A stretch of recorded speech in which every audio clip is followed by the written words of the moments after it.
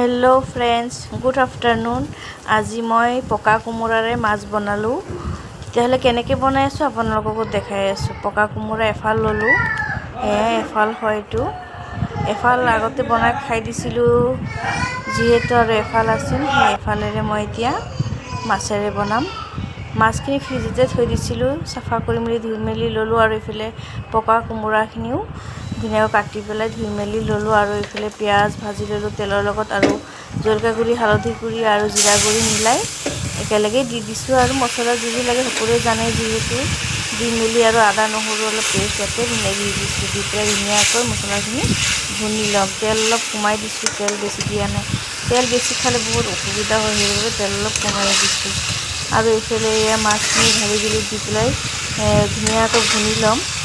এয়া ভুনা হৈ আছে লাহে লাহে, আৰু এইফালে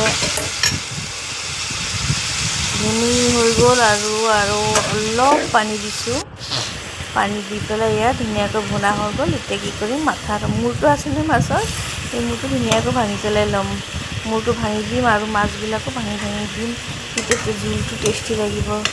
সেইবাবে মাছবোৰ ভাঙি দি আছোঁ, দেখিছেনে? ভাঙি দিছোঁ, এনেকৈ ভাঙি দিছোঁ, আৰু ধুনীয়াকৈ ভুনিও লৈ আছোঁ, মছলাখিনিতো সোমাই যায়। আৰু ভুনা হৈ গ'ল যিহেতু, পকা কোমোৰাখিনি ধোৱা আছিল, সেইখিনি কেৰাহীতে ঢালি দিলোঁ মাছৰ লগত।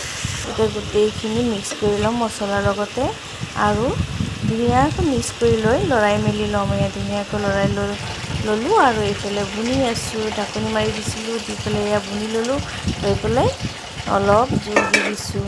কোমোৰা টান থাকে যিহেতু, সেইকাৰণে সৰহ দিছোঁ, আৰু মছলা অলপ কম দিছোঁ দেই। কোনোবাই চাই আকৌ একো নক'ব দেই, মছলা কম খাব লাগে, কোমোৰাত অলপ মছলা কমেই খাব লাগে।